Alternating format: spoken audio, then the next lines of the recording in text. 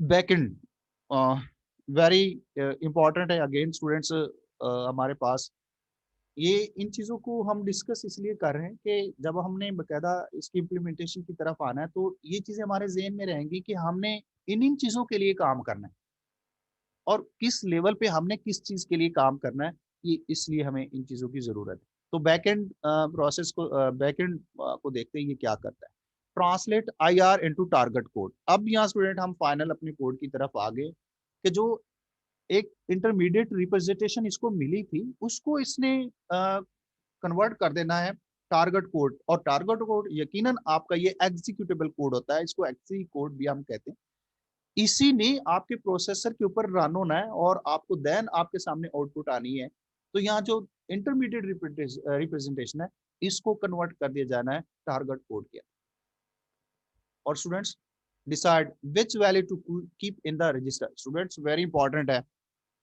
अभी पीछे हमने कोड ऑप्टिमाइजर में देखा कि जब भी कोड जो है वो हमारा ऑप्टिमाइजर के पास आता है तो यकीनन उसने आपके कोड को रिड्यूस करना है और आगे फर्दर इस बैकएंड को देखना देना है। और यहाँ पे जो वो आईआर दे रहा है इसके अंदर आपके कोई ऑपरेंड्स हैं, कोई कॉन्स्टेंट्स हैं, कोई भी चीजें हैं, आगे फर्दर जाके उन्होंने रजिस्टर्स में जाना है। अच्छा यहाँ स्टूडेंट्स आप जानते होंगे रजिस्टर्स क्या होते हैं, आप इससे फेमिलियर हैं। रजिस्टर्स ये एक्चुअली आपके प्रोसेसर के अंदर एक शॉर्ट मेमोरी होती है, जगह होती है जिसके अंदर आपके ऑपरेंड्स या डिफरेंट वैल्यूज या इवन इंस्ट्रक्शंस भी आपकी आके स्टोर होती हैं। तो करंटली जिस पे प्रोसेसर काम कर रहा होता है वो डाटा और इंस्ट्रक्शन जो है इस तरह की इंफॉर्मेशन जो है इन रजिस्टर्स के अंदर आके स्टोर होती है। तो यहाँ जो पीछे से हमारे पास आईआर आ रही है और उसके अंदर जितने भी आपके ऑपरेंड्स हैं या इवन आपकी जो इंस्ट्रक्शंस हैं उनको यहाँ रजिस्टर्स के अंदर आना है और यहाँ पे आके स्टोर होना है। तो ये बैकएंड डिसाइड करेगा कि किस वैल्यू को किस रजिस्टर में जाके स्टोर करना है। स्टूडेंट्स हमने इसको पूरी डिटेल से डिस्कस करना है आगे फर्दर आने वाली स्लाइड्स में। तो आइए स्टूडेंट्स इनको जरा डिटेल से देखते हैं।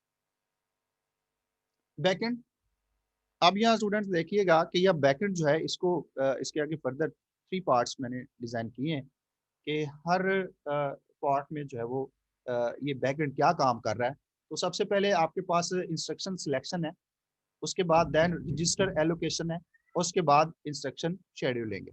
स्टूडेंट्स इन के हिसाब से ये आपका बैकएंड काम करेगा और हर इस पॉड का एक अपनी फंक्शनैलिटीज है, अपनी उसकी वर्किंग है। तो ये काम करते हैं। यहाँ आप देखिएगा कि एक चीज आप नोट कर रहे होंगे कि आपके पास ये आई आर है, जब भी इंस्ट्रक्शन सिलेक्शन के पास ये आई आर ही आएगा उसके बाद देन ये आई आर को जनरेट करेगा और उसके बाद देन रजिस्टर में एलोकेट होगा, उसके बाद देन आई आर और आई आर से फाइनल आपकी जो है वो एग्जीक्यूटेबल कोड जो है वो आपका जनरेट होगा और यही एग्जीक्यूटेबल जो कोड है ये आगे प्रोसेसर के ऊपर रन हो जाएगा। तो इसमें इस दौरान आपके एरर्स भी आ सकते हैं, आपके सामने प्रॉब्लम्स भी आ सकती हैं। तो ये अगर कहीं एरर्स आते हैं तो ये भी आपका बैकएंड जो है ये आपको एरर फाइंड करके भी आपको बताएगा। तो this is the detailed diagram of the backend. तो आइए जरा इनको डिटेल से देखें। यहाँ सबसे पहले हमारे पास बैकएंड में इंस्ट्रक्शन सिलेक्शन है। स्टूडेंट्स आप देख रहे हैं यहाँ पे कि produce fast compact code, take target features such as addressing mode and dynamic programming। तीनों इंपॉर्टेंट हैं स्टूडेंट्स। यहाँ इंस्ट्रक्शन सिलेक्शन ये जो पार्ट है आपके बैकएंड का, इसने ये 3 काम करने। क्या 3 काम है देखिए। Produce fast compact code. Students ये डिफरेंट मटेरियल से मैंने डाटा लिया है, ये आपकी बुक में ये चीज़ें नहीं है। इनको डिस्कस करना इंपॉर्टेंट है। हमें पता होना चाहिए कि किस लेवल पे इंटरनल कंपाइलर क्या काम करता है, किस पार्ट में क्या काम करता है।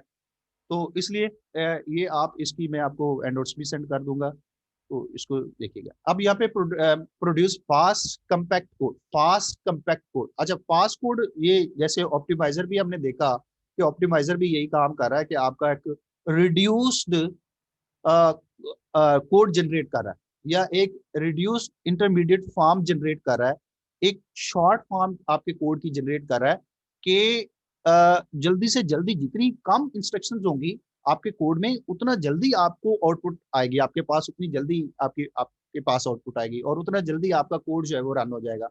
अब यहाँ पे भी ऐसा ही है कि मिनिमाइज अ प्रोग्राम्स एग्जीक्यूशन टाइम। यहाँ पे स्टूडेंट्स देखें कि आपके प्रोग्राम की एग्जीक्यूशन टाइम को मिनिमाइज कर रहा है। एग्जीक्यूशन टाइम ये कोई नई बात नहीं, इस पे हमने काफी सारी बातें की हैं कि एग्जीक्यूशन टाइम क्या होता है।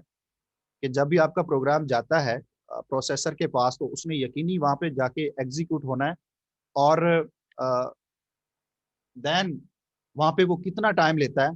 तो स्टूडेंट्स, सबसे जो इम्पोर्टेंट, मैं अभी थोड़ी देर पहले कह रहा था कि आपके जितने भी एल्गोरिदम आप डिजाइन करते हैं, उसमें जो सबसे ज्यादा जिस चीज के ऊपर फोकस किया जाता है वो आपकी टाइम कम्प्लेक्सिटी है, कि आपका एल्गोरिदम जो है वो कितना टाइम लेता है इस कोड को एग्जीक्यूट करने के लिए। अब अगर एक एल्गोरिदम ज्यादा टाइम लेता है, तो इसका मतलब ये है कि वो अच्छा एल्गोरिदम नहीं है, या आपका वो कोड अच्छा नहीं है। और अगर वो थोड़ा काम टाइम ले रहा है, तो वो फिर आपका कोड अच्छा है। तो यहाँ पे भी ये जो बैक एंड है आपका, इसने भी ये करना है कि आपकी प्रोग्राम को इस कदर मिनिमाइज करना है कि उसके ऊपर टाइम जो है वो एग्जीक्यूशन टाइम, यानी जब प्रोसेसर के पास जाएगा उसके ऊपर एग्जीक्यूशन टाइम जो है वो कम से कम लगे। अब एक तो ये, और उसके बाद memory footprint. Students, memory footprint जो है ये आपके refer to the amount of the memory that a program uses or reference while running. Students, ये आपकी मेमोरी में वो जगह है कि जब आपका प्रोग्राम एग्जीक्यूट होता है, जब चल रहा होता है, तो उस दौरान मेमोरी लोकेशंस के साथ भी तल्लक रहता है। मसलन आपकी जो इंस्ट्रक्शंस हैं, ये पीछे मेमोरी में किस जगह पड़ी है, कौन सी इंस्ट्रक्शन मेमोरी में किस जगह पड़ी है। अब उस मेमोरी का रेफरेंस होना, उसका हवाला होना जरूरी है, क्योंकि अब एक इंस्ट्रक्शन एग्जीक्यूट हो रही है, अगली फर्दर इंस्ट्रक्शन एग्जीक्यूट होना है, तो उसका पता होगा कि वो मेमोरी में किस जगह पड़ी है, तो उसको फैच किया जाएगा और उसको लिया जाएगा। तो इसलिए यहाँ पे हवाला होना जरूरी है। तो इसलिए ये जो बैकएंड है, ये इस काम को भी कंट्रोल करेगा, इस चीज को भी देखेगा कि फर्दर, फॉर एग्जांपल, फर्दर जो इंस्ट्रक्शन एग्जीक्यूट हो रही है वो मेमोरी में किस जगह पड़ी है। सब मेमोरी फुटप्रिंट, उस रेफरेंस का, जिस जगह वो पड़ी हुई उस रेफरेंस का पता होना चाहिए। ये भी इस बैकएंड जो आपका पॉर्ट है कंपाइलर का, इस चीज का पता रखेगा। इस तरह स्टोरेज साइज। आप स्टूडेंट्स अगेन आपके जहाँ पे आपके ऑपरेंड्स आके स्टोर हो रहे हैं, आपके ऑपरेंड्स जो रजिस्टर्स में आके स्टोर हो रहे हैं, अब वो रजिस्टर का साइज कितना है, या किसी ऑपरेंड के लिए कितने साइज चाहिए इस रजिस्टर में। आप जैसे जानते हैं, फॉर एग्जांपल आपको कोई वेरिएबल डिक्लेयर करते हैं और उसमें आप डिफरेंट टाइप्स के वेरिएबल्स डिक्लेयर करते हैं, हर वेरिएबल का डिफरेंट साइज होता है, तो फिर उस हिसाब से आगे फर्दर जगह भी चाहिए। तो ये भी इसने डिसाइड कर। सर नेक्स्ट स्टूडेंट्स के algorithm which take a program and transfer it to produce a semantically equivalent output program that uses fewer resources are execute fast। आप स्टूडेंट्स वही कि यहाँ जो बैकएंड है, इसने इसको एक ऐसा एल्गोरिदम चाहिए जो प्रोग्राम को ट्रांसफर भी करे, प्रोसेसर की तरफ लेके भी जाए, और semantically equivalent output program generate करें। यानी जैसे मैंने अभी पीछे भी देखा था कि आपका जो प्रोग्राम है वो अ, वैसा ही होना चाहिए जैसा आपने राइट किया है। मतलब उसका लॉजिक में, उसकी वर्डिंग में, उसके आइडेंटिफायर्स में, उसके कई नेम आपने यूज किए, उसका जो आपने लेआउट स्ट्रक्चर यूज किया, कंस्ट्रक्ट्स आपने यूज किए हैं, वो सेम होने चाहिए, जैसे आपने लिखे हैं वैसे ही होने चाहिए। सिमेंटिकली इक्विवेलेंट प्रोग्राम आपको होना चाहिए। ये नहीं है कि आपने फॉर एग्जांपल आपने इफ कंडीशन यूज की है, तो आपका प्रोग्राम जब कन्वर्ट हो जाएगा इस एग्जीक्यूटेबल फॉर्म में, तो फिर वो इफ फॉर्म ही ना रहे, वो कुछ और चीज बन जाए, या उसकी जो इंस्ट्रक्शंस ही चेंज हो जाए। ऐसा नहीं होना चाहिए, आपका ये प्रोग्राम वैसा ही रहना चाहिए जैसा आपने लिखा है। तो ये काम भी जो है, ये इस आपका जो बैकएंड है, ये इसका काम। There exists code optimization problem such as NP computing. Students, NP computing जो है, इसकी यहाँ पे डेफिनेशन भी है। अच्छा, ये एक बात ध्यान में रखिएगा कि कुछ ऐसी प्रॉब्लम्स हैं जो अ, बिल्कुल एक्यूरेटली हम कह सकते हैं कि वो अभी फिल वक्त उन पे सही तरीके से काम नहीं हो, फाइनल नहीं है। हाँ, उनका किसी न किसी तरह से हल निकाला गया है, लेकिन वो बिल्कुल एग्ज़ैक्ट नहीं है जैसे होनी चाहिए।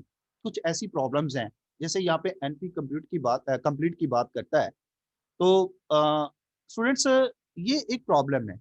अच्छा, यहाँ पे जो ये एनपी कंप्लीट है, इसको अगर हम देखें तो ये आपकी जो नॉन डिटरमिनिस्टिक ट्यूरिंग मशीन्स होती हैं, ये किसी भी मसले को सॉल्व करती है पॉलिनोमियल टाइम में। अच्छा, अब यहाँ पे अगेन स्टूडेंट्स, यहाँ पे हम अगर पॉलिनोमियल की बात करें तो आप ये जानते होंगे, आप मैथमेटिक्स यकीनन आप पढ़ के आए होंगे कि ये इसमें आपके क्या वेरिएबल्स भी होते हैं, वैल्यूज भी होती हैं, और आप उसमें आपके प्लस का साइन ऑपरेटर हो सकता है, माइनस सब्ट्रैक्शन को हो सकता है, डिवीजन सो ऑन, ऐसे ऑपरेटर्स भी होते हैं, और उसमें पावर भी होती है।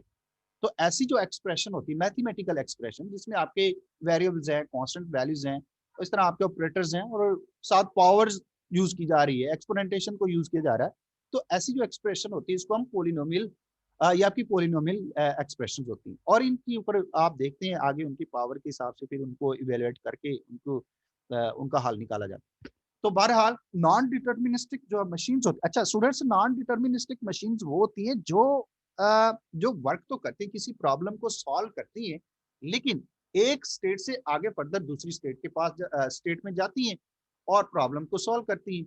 अब यहाँ जो नॉन डिटर्मिनिस्टिक होती है, इनका ये होता है कि आगे जब ये फर्दर अगली स्टेट में जाएंगी तो अगली स्टेट के लिए इनके पास कोई हतमी शक्ल नहीं होगी। आप ये कह लें कि अगली स्टेट में जब ये मशीन जा रही मसले को हल करने के लिए, अगली किसी सूरत हाल में जा रही है, तो उसके मुतल्लिक कोई डिटरमाइंड सिचुएशन नहीं है, कोई फैसला कौन सिचुएशन नहीं है। ऐसी ट्यूरिंग मशीन्स को ये नॉन डिटर्मिनिस्टिक मशीन कहते हैं। अब ये किसी मसले को सॉल्व करती है पॉलिनोमियल फॉर्म में। अब यह पॉलिनोमियल फॉर्म यानी जैसे ये आप देखें, मैंने अभी आपके साथ बात की कि ये एक्सप्रेशन है पावर के साथ, आपकी वेरिएबल्स वैल्यूज के साथ। अब यकीनन इस पे टाइम लगता है, और काफी टाइम लगता है। अब इसका मसला, इसका हल निकालने के लिए ये एनपी कंप्यूटिंग, ये मसला को जब ये हल जो निकाला गया है, ये एनपी कंप्लीट में निकाला गया है, और ये सिचुएशन जो है वो बहुत ज्यादा वाजे क्लियर नहीं है। हल तो निकलता है, लेकिन बहुत ज्यादा आप कहने की प्रॉब्लमेटिक भी हो सकता है आपके सामने। तो बहरहाल, जब ये आपका बैकएंड जो हिस्सा है इस कंपाइलर का, ये काम करेगा, यकीनी इसके अंदर एल्गोरिदम्स काम करेंगे, लेकिन कुछ ऐसी सिचुएशंस भी आती है, कुछ ऐसी प्रॉब्लम्स भी आएंगी जो बिल्कुल ऑप्टिमाइज नहीं होगी, तो कोई मसला भी हो सकता है। तो दिस इज कॉल्ड, ये इस सिचुएशन में ये सूरत हाल हमारे सामने आ भी सकती है।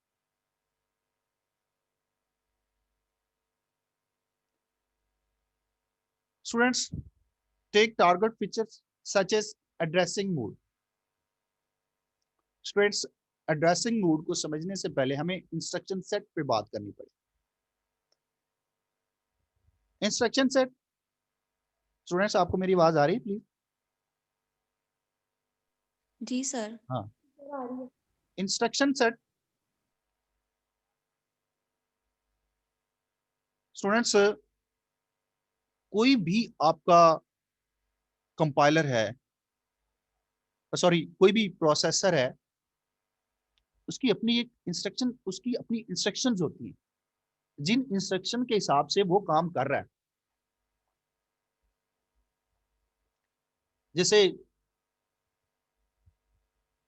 डिफरेंट है, रिस्क है, जैसे रिड्यूस इंस्ट्रक्शन सेट्स के साथ ही आपके पास है। इस तरह आपके पास मिल MI PS है, मिलियंस इंस्ट्रक्शन पर सेकंड के हिसाब से ये काम करते हैं। यानी हर जो प्रोसेसर होता है, उसके उसकी इंस्ट्रक्शन, उसके पास इंस्ट्रक्शन का एक सेट होता है।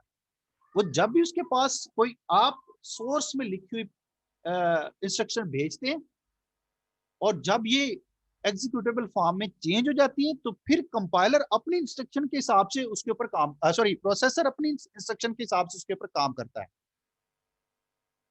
अगेन मैं रिपीट करता हूं कि हर जो प्रोसेसर है उसके पास अपनी इंस्ट्रक्शंस हैं, वो उसके पास पड़ी है, उसके पास मौजूद है। कोई भी आप इंस्ट्रक्शन लिख के देते हैं, फॉर एग्जांपल आप कहते हैं कि सी आउट पाकिस्तान, मुझे ये पाकिस्तान प्रिंट करके दिखाओ, ये आपने हाई लेवल लैंग्वेज में ये इंस्ट्रक्शन लिखी है, ये आपकी कंपाइलर कन्वर्ट कर देगा एग्जीक्यूटेबल फॉर्म में। ये जब देन जाएगी प्रोसेसर के पास तो प्रोसेसर इसको लेगा और उसको वो अपने इंस्ट्रक्शन सेट के हिसाब से उसके ऊपर काम करेगा। और ये जो आपने लिखा है, अच्छा स्टूडेंट यहाँ पे बड़ी अहम बात है कि जितने भी ये कंपाइलर डिजाइन किए जाते हैं, सॉरी प्रोसेसर डिजाइन किए जाते हैं, ये प्रोसेसर डेवलप किए जाते हैं, ये प्रोसेसर डेवलप करने वालों का कंपाइलर लिखने वालों के साथ बड़ा अहम तल्लक होता है। जो कंपाइलर डेवलप करते हैं उनका और जो प्रोसेसर डेवलप कर रहे हैं उनका आपस में बड़ा अहम लिंक होता है, बल्कि ये आपस में कम्युनिकेशन के साथ करते हैं। इसलिए कि जो प्रोसेसर के डिजाइन में जो इंस्ट्रक्शन अवेलेबल होगी, कंपाइलर डेवलप करने वाले उन्हीं इंस्ट्रक्शन के हिसाब से ही कंपाइलर को डेवलप करेंगे। अब कंपाइलर डेवलप करने वाले ऐसा कंपाइलर नहीं डेवलप कर सकते जो प्रोसेसर के पास ऐसी इंस्ट्रक्शन भेजे जो उसके पास हो ही नहीं। प्रोसेसर के पास जो इंस्ट्रक्शंस हैं सेट पड़ा हुआ है, वही जब कंपाइलर डिजाइन किया जाता है तो उन्हीं इंस्ट्रक्शन सेट को सामने रखते हुए कंपाइलर को डिजाइन किया जाता है कि कंपाइलर कोई ऐसी इंस्ट्रक्शन ना भेजे प्रोसेसर को जो उसके पास उससे रिलेटेड इंस्ट्रक्शन हो ही नहीं। अगर नहीं होगी तो प्रोसेसर काम ही नहीं कर सकेगा। यकीनन आपकी इंस्ट्रक्शन तो एग्जीक्यूट प्रोसेसर पे ही होती है, अब वो काम नहीं कर सकेगा, आपका काम नहीं होगा, आप सोचेंगे कि मेरे कंपाइलर ने काम सही नहीं किया। तो इसलिए ये ये इंस्ट्रक्शन सेट बड़ी इंपॉर्टेंट। आइए यहाँ पे देखते हैं क्या कहते हैं। The instruction set provides commands to the processor. ये प्रोसेसर के लिए कमांड्स हैं। क्या है, किस लिए? To tell it what it need to do, जो इस प्रोसेसर को बताती है कि क्या करने की जरूरत है, क्या करना है। ये इंस्ट्रक्शन सेट उसको बताता है। अच्छा, ये वो इंस्ट्रक्शन सेट नहीं है जो हम अपने प्रोग्राम में दे रहे हैं उसको, नहीं, वो तो हमारा सोर्स प्रोग्राम है, उसमें आपकी हाई लेवल इंस्ट्रक्शंस पड़ी हुई, ये उस कंपाइलर की अपनी। The instruction set consist of addressing. अब इस इंस्ट्रक्शन सेट में आपकी एड्रेसिंग मूड्स हैं और भी चीजें। इंस्ट्रक्शन सेट पे अभी भी बात करते हैं, मूड्स पे बाद में देखेंगे। इसके अलावा इंस्ट्रक्शंस हैं, नेटिव डेटा टाइप्स हैं, रजिस्टर्स हैं, मेमोरी आर्किटेक्चर है, इंटरप्ट्स हैं, एक्सेप्शंस हैंडलिंग्स हैं एंड एक्सटर्नल इनपुट आउटपुट की इंस्ट्रक्शंस पर आप देख रहे होंगे कि यहाँ इन इंस्ट्रक्शन सेट्स के अंदर क्या चीज है, एड्रेसिंग मोड भी शामिल है, इंस्ट्रक्शंस भी काफी सारी पड़ी हुई है, नेटिव डेटा टाइप्स पड़ी हुई है। अच्छा स्टूडेंट्स, नेटिव डेटा टाइप्स का कुछ एड्रेस है आपको, कंसेप्ट क्या होता है? चलें ये एक अलग से बहस बन जाएगी, हम आगे चलते हैं। इसके अलावा रजिस्टर्स है, मेमोरी आर्किटेक्चर है, आपकी रैम कैसे वहां से इस तरह की हमें इंस्ट्रक्शन आनी है, कैसे वहां उसको पॉइंट करना है, कैसे मेमोरी तक पहुंचना है, ये सारी इंस्ट्रक्शन पड़ी। इंटरप्ट्स आप जानते हैं, जब आपका प्रोग्राम एग्जीक्यूट होता है उस दौरान आप इंटरप्शन कर देते हैं, रोक देते हैं अपनी प्रोग्राम की execute, this is called interruption. Exception handling भी आप देख चुके हैं कि ये आपके प्रोग्राम में अगर कोई एरर आता है तो आप उसको किस तरीके से हैंडल करते हैं। तो इस तरह इनपुट आउटपुट के लिए भी आपकी इंस्ट्रक्शन सेट में इंस्ट्रक्शंस पड़ी हैं। तो ये सारा एक सेट है कंपाइलर प्रोसेसर के पास, कि उसके पास कोई इंस्ट्रक्शन आएगी, इन इन चीजों से रिलेटेड कोई इंस्ट्रक्शन आएगी तो वो उनको इन इंस्ट्रक्शन सेट के हिसाब से उनको एग्जीक्यूट करेगा। आइए इसमें देखते हैं एड्रेसिंग मोड क्या है। An aspect of the instruction set architecture. अच्छा स्टूडेंट, यहाँ पे आप बात आ गई instruction set architecture. Instruction set architecture, ये जितनी भी हमने ऊपर इंस्ट्रक्शन में देखी हैं, हमने देखी हैं, ये सारी इन सारों को कंपाइल कर लें, तो कंबाइन कर लें, तो ये एक आर्किटेक्चर बन जाता है, कि लेआउट बन जाता है। तो जो एड्रेसिंग मोड है, an aspects of the instruction set architecture in most central processing unit design, ये आपके एड्रेसिंग मोड जो है, जितने भी आपके सीपीयू को डिजाइन किया जाता है, वहां पे ये एड्रेसिंग मोड लाजमी होता है। The various addressing modes that are defined in a given instruction set architecture define how the machine language instruction in that architecture identify the operands of the instruction. अच्छा स्टूडेंट्स, ऑपरेंड हमने काफी दफा इस पे बात की है। जितनी भी आपकी अरिथमेटिक एक्सप्रेशन पे हम बात करें, तो दो तीन चीजों की मुश्तमिल होती है। ऑपरेटर्स होते हैं, उसमें ऑपरेंड्स होते हैं। जैसे हम लिखते हैं a+2, तो इसमें ए और 2 जो है ये आपके ऑपरेंड्स हैं, और प्लस जो है ये आपका ऑपरेटर। तो जो एड्रेसिंग मोड है, इसने ये देखना है कि आपकी जो इंस्ट्रक्शन है, स्पेशली हम मशीन लैंग्वेज इंस्ट्रक्शन की बात करेंगे, तो उसमें ऑपरेंड्स का कैसे पता चलता है। ऑपरेंड्स का कैसे पता चलता है कि ये ऑपरेंड्स हैं। आप यकीन, अच्छा, ये भी आप जानते होंगे, जैसे आप लिखते हैं कि b=a+2, अब ये आपकी इंस्ट्रक्शन भी है, स्टेटमेंट है, आपने दी है कंप्यूटर को, उसने इसको एग्जीक्यूट करना है। अब इसमें आपके ऑपरेंड्स भी हैं। अब इस स्टेटमेंट में, इस इंस्ट्रक्शन में देखना, ये आइडेंटिफाई करना है, स्पेशली जब आपकी एग्जीक्यूटेबल फॉर्म में आपका कोड आ जाएगा, तो उस वक्त देखना है कि इसमें ऑपरेंड्स कौन से हैं। अच्छा, ये देखना क्यों होता है? ये इसलिए देखना होता है कि जब आप इन ऑपरेंड्स को रजिस्टर में जाके स्टोर करेंगे, तो उसके लिए ऑपरेंड्स को आइडेंटिफाई करना जरूरी है। यकीनन आपके ऑपरेंड्स जाके रजिस्टर में स्टोर होते हैं। आगे अगली स्लाइड्स में हमारे पास ये बहस आ रही है कि जब आपका एग्जीक्यूटेबल कोड बन जाता है, तो ऑपरेंड्स को फिर स्टोर करना पड़ता है रजिस्टर के अंदर। अब उसके लिए जब आपके पास ये मशीन लैंग्वेज, आपके पास इंस्ट्रक्शन जनरेट हो गई है, आपका एग्जीक्यूटेबल फॉर्म आपके पास आ गई है, तो उसमें ऑपरेंड्स को आइडेंटिफाई करके रजिस्टर्स की तरफ लेके जाना है, तो उसके लिए ये आपके एड्रेसिंग मोड्स इस्तेमाल किए जाते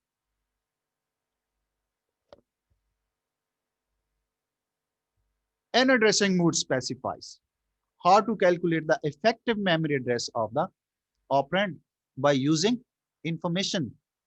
अच्छा स्टूडेंट्स, इफेक्टिव मेमोरी एड्रेस, ये मुख्तलिफ तरह के मेमोरी एड्रेसेस होते हैं।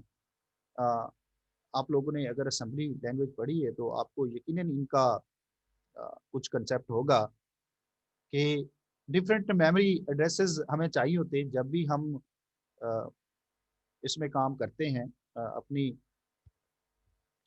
असेंबली में जब हम कोई रूटीन्स बनाते हैं, हम कोई इंस्ट्रक्शंस लिखते हैं, उनको एग्जीक्यूट करते हैं, तो फिर हमें मेमोरी में जगह चाहिए होती है। इफेक्टिव मेमोरी एड्रेसेस वो हैं जहाँ पे एक्चुअली आपकी इंस्ट्रक्शंस आ रही हैं, और वो एड्रेसेस यूज किए जा रहे हैं। इंस्ट्रक्शंस आ रही हैं, ऑपरेंड्स आ रहे हैं, और वहाँ जिस मेमोरी में, जिस लोकेशन पे पड़े हुए हैं, वो इंस्ट्रक्शंस आ रही हैं, उस मेमोरी से आ रही हैं, उस जगह से आ रही हैं, वो एड्रेसेस यूज किए जा रहे हैं। This is called effective memory address. अब कैलकुलेट द मेमोरी एड्रेस, यकीनन पता होना चाहिए कि आपका ऑपरेंड जो है मेमोरी में किस जगह पड़ा है, और कितने ऑपरेंड्स हैं, कितनी मेमोरी ली हुई है, कितनी जगह मेमोरी में ली हुई है। ये इन चीजों को कैलकुलेट करना है, इन चीजों को आ, हिसाब किताब में रखना है। तो ये काम करने के लिए भी आपके ये एड्रेसिंग मोड इस्तेमाल होते हैं। अच्छा, यहाँ पे ये देखिए, जैसे वो addresses of an operand by using information held in registers and constant contained within the machine instructions are elsewhere। अब यहाँ पे देखें कि ये ऑपरेंड्स जो है हमारे, जैसे मैंने अभी कहा कि ये रजिस्टर्स में आएंगे, तो जो रजिस्टर्स में ऑपरेंड्स आ गए हैं, पीछे मेमोरी में किस जगह पड़े हैं, उनका वहां पे किस एड्रेस के साथ इनका तल्लक है, इस चीज का हिसाब किताब रखने के लिए ये आपके एड्रेसिंग मोड्स इस्तेमाल की जाती तो किस्सा ये है स्टूडेंट्स के आपको के जितने भी ऑपरेंड्स फॉर एग्जाम्पल, या मोस्टली हम ऑपरेंड की बात करते हैं, तो ऑपरेंड जो है जितने भी मेमोरी से आएंगे रजिस्टर में जाने हैं, पीछे कहाँ पड़े हैं, किस जगह इनका तल्लक है, इस चीज़ का हिसाब किताब रखना है। रखने के लिए ये आपके एड्रेसिंग मोड्स इस्तेमाल किए। तो हम असल देखें कि takes target features such as addressing mode. अब देखें स्टूडेंट्स, वेरी इंपॉर्टेंट, जब भी कंपाइलर डिजाइन किया जाएगा तो उसमें इस चीज को बताना पड़ेगा कि जो मेमोरी एड्रेसेस से जो हमारे पास ऑपरेंड्स आए हैं और मेमोरी में वो पड़े हुए हैं, तो फिर किस जगह से ये एड्रेसेस सॉरी ऑपरेंड उठाए गए हैं और अगर रजिस्टर में जाके स्टोर किए गए हैं, तो उस ये कंपाइलर के डिजाइन में इस चीज को बताना पड़ेगा कि ये जो ऑपरेंड्स मेमोरी से आए हैं ये पीछे किस जगह पड़े हुए हैं। तो उसके लिए एड्रेसिंग मोड इस्तेमाल की जा रही है और ये कंपाइलर में ये फीचर होना चाहिए और ये होगा। तो इस मकसद के लिए भी आपका जो बैकएंड है ये काम करेगा।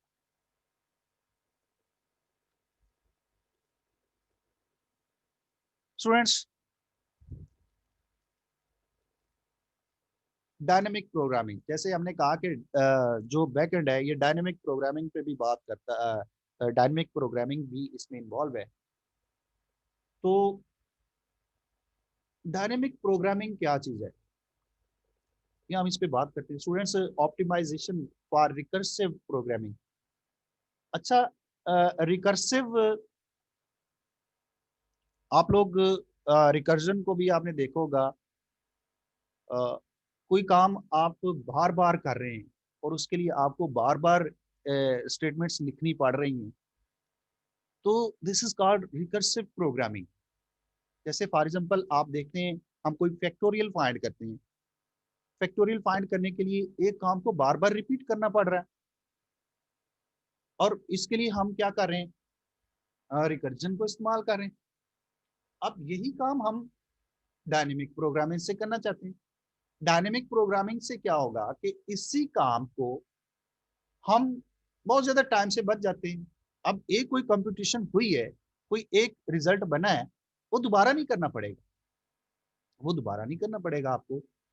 तो इस तरीके से आपकी जो रिकर्सिव प्रोग्रामिंग है वो ऑप्टिमाइज होगी, वो बेहतर हो जाएगी। डायनेमिक प्रोग्रामिंग का ये मकसद है।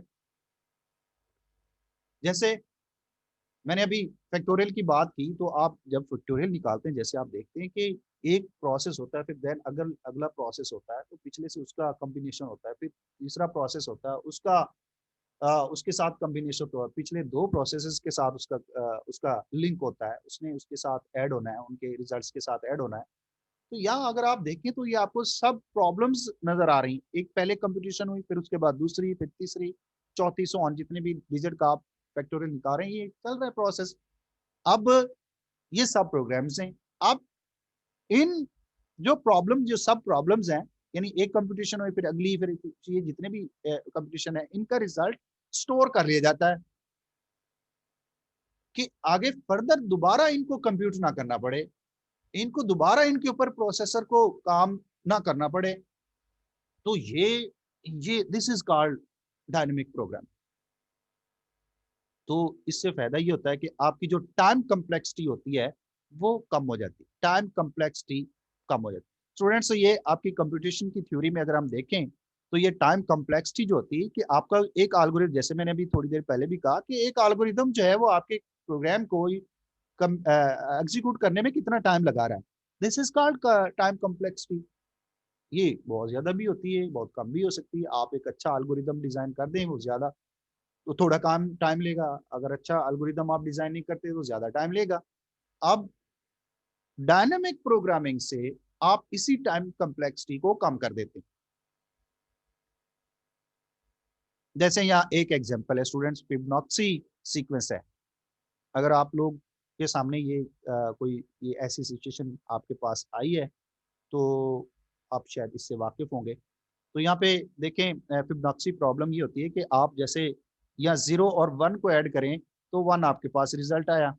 अब फिर ये जो 1 है, फिर देन 1 के साथ 2 आ गया। अब जो 2 बढ़ा है ये 1 के साथ ऐड करें, फिर 3 जो है वो 2 के साथ, यानी ये चीजें जो है वो आपस में ऐड होती जा रही हैं। ये चीजें आपस में ऐड हो रही हैं और पिछला जो रिजल्ट बन रहा है, जैसे यहाँ पे 1 आया तो 1 को, इस 1 को हमने 2 से ऐड कर दिया, हमारे पास 3 आ गया। फिर इस 2 को, जो 2 आया, इस 2 को 3 से ऐड किया, फिर इसी तरह हमारे पास 5 आया, फिर 3 को 5 से ऐड कर दिया। सो ये चीजें आप देखें तो ये एक सीरीज चल रही है, एक सीक्वेंस चल रहा है आपकी कंप्यूटेशन का। इसको फिबोनाची सीक्वेंस का नाम देते हैं। ऐसी जो सिचुएशन कहीं आती रेज होती है तो वहां पे हमें डायनेमिक प्रोग्रामिंग की जरूरत पड़ती है, बजाय इसके कि हम एक ही काम को बार बार रिपीट करते रहें। नहीं, हमारा जो पिछला काम हो चुका है हम उसको दोबारा नहीं करना चाहते, वो हमारे पास रिजल्ट आ गया, हम उसको कहीं सेव करके रखेंगे। आगे जो फर्दर प्रॉब्लम सॉल्व होनी है, जो आगे प्रोसेसिंग चलनी है, उनका रिजल्ट उसमें ऐड करते रहेंगे। तो इस मकसद के लिए हम डायनेमिक प्रोग्रामिंग को यूज करते हैं। तो ये काम भी इस बैकएंड जो है आपका जो पार्ट है कंपाइलर का, इसने भी ये काम भी करना है, ये भी काम इसके जिम्मे रहेगा।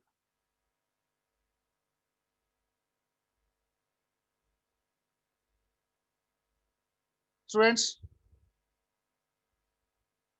हमारे पास बैकएंड में जो अगली चीज है वो रजिस्टर एलोकेशन है। रजिस्टर एलोकेशन है स्टूडेंट्स, अभी लास्ट भी हमने इस पे बात की कि जो भी ऑपरेंड्स आएंगे, जो भी इंस्ट्रक्शंस आएंगी, उनके लिए हमें प्रोसेसर से हमें जगह चाहिए ताकि वो प्रोसेसर के पास आके स्टोर हो जाएं, और प्रोसेसर को बजाय मेमोरी से चीजें लेने के, उसको यहीं उसी के पास ये चीजें पड़ी हो, डाटा और इंस्ट्रक्शंस पड़ी हो, फ्रेंड्स पड़े हो, इंस्ट्रक्शंस पड़ी हो, वहीं से वो उठाए, अपने पास से उठाए और उनको एग्जीक्यूट, उनके ऊपर काम करता रहे।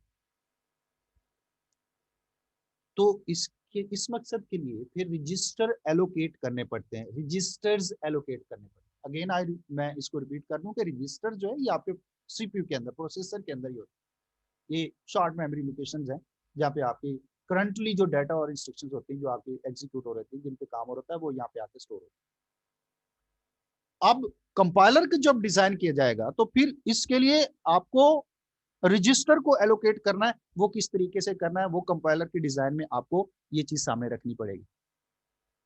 जब ये रजिस्टर की एलोकेशन होती है, उसमें क्या होता है, तो उसमें आप देखें, जैसे यहाँ पे आपके पास है कि have each value in a resistor when it is used, कि वो अच्छा, यहाँ पे हम वैल्यू की बात करें तो मोस्टली हम ऑपरेंड्स की बात करते हैं।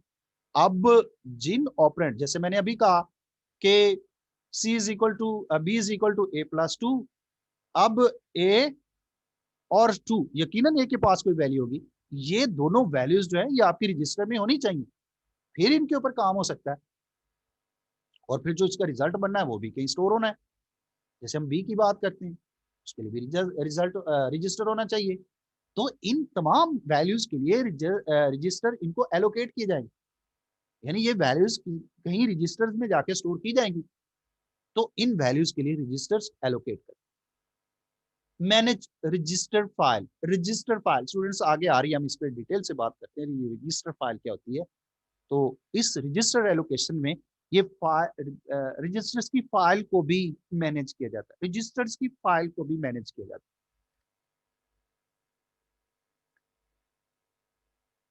और इसी तरह कैन चेंज इंस्ट्रक्शन चॉइस, जैसे मैनेज लोड स्टोर इंस्ट्रक्शन।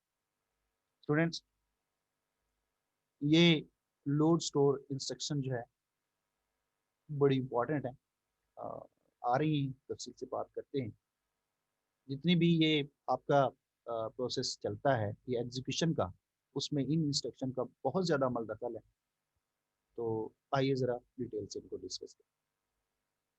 सबसे पहले,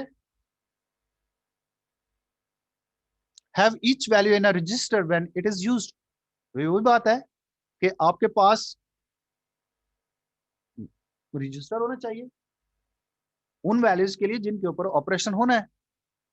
जैसे ए और टू के लिए रजिस्टर होने चाहिए, या जैसे हम एक स्टेटमेंट पे बात कर रहे हैं मोस्टली, जैसे हमारे पास position is equal to initial multiply rate plus rate multiply 60। अब ये पोजीशन इनिशियल, रेट और 60 इनके लिए रजिस्टर होने चाहिए। तो ये इस बैकएंड का काम है, इसने रजिस्टर्स देने। अच्छा स्टूडेंट्स, यहाँ पे थोड़ी सी डिटेल को देखते हैं कि ये है क्या चीज। Fetching data from the memory is a complex and time consuming process. Students, अगर प्रोसेसर को डायरेक्टली डाटा या इंस्ट्रक्शंस लेनी पड़े, मोस्टली हम डाटा की बात कर लेते हैं कि डाटा लेना पड़े या वैल्यू जो ऑपरेंड्स हैं वो वैल्यूज उठानी पड़े मेमोरी से, तो काफी टाइम लगेगा। लेकिन अगर इस डाटा को या इन ऑपरेंड्स को अगर हम स्टोर कर लें रजिस्टर के अंदर, तो रजिस्टर चूंकि उसके अपने पास मौजूद है, वहां से वो जल्दी इसको ले लेगा। तो इस मकसद के लिए फिर data stored in the register from the memory, तो फिर मेमोरी से डाटा को स्टोर किया जाता है रजिस्टर्स के अंदर। अच्छा, यहाँ कुछ हमारे रजिस्टर्स हैं, जैसे यहाँ पे प्रोसेसर रजिस्टर्स हैं जिनमें जनरल पर्पस रजिस्टर है, कंट्रोल रजिस्टर्स है, सेगमेंट रजिस्टर्स हैं, ऐसे और भी बहुत सारे रजिस्टर्स हैं जो काम करते हैं। ये प्रोसेसर के पास रजिस्टर हैं, ये मेमोरी लोकेशंस हैं, ये लोकेशंस हैं जहाँ पे आपके आपकी ऑपरेंड्स, ये वैल्यूज और बहुत सारी चीजें आपके इसके अंदर आके स्टोर होती हैं। और इस तरह हमारे पास डाटा रजिस्टर्स हैं, जैसे अच्छा ये रजिस्टर भी डिफरेंट साइजेस के हैं, जैसे 32 बिट साइज के भी हो सकते हैं। अरेथमेटिक या लॉजिकल ऑपरेशन जो होते हैं उनके लिए ये इस्तेमाल किए जाते हैं। और इस तरह ये 32 बिट को अगर हाफ कर लिया जाए तो, अच्छा सॉरी, ये 32 बिट के उसके बाद इनको हाफ कर लिया जाए तो ये इस नाम से इनको पुकारा जाएगा। यानी 32 को 60 बिट के भी ये रजिस्टर हो सकते हैं। इनके आगे फर्दर, और फिर यहाँ 60 से आगे फर्दर भी डिवाइड होते हैं। तो ये रजिस्टर जो है ये जरूरी है। और ये जो कंपाइलर का बैक एंड पार्ट है उसको इन चीजों का पता होना चाहिए कि इन ऑपरेंड्स के लिए कौन सा रजिस्टर असाइन करना है और इस वैल्यू को किस रजिस्टर में जाके स्टोर करना है, ये कंपाइलर को पता होना चाहिए और ये कंपाइलर को काम करना है।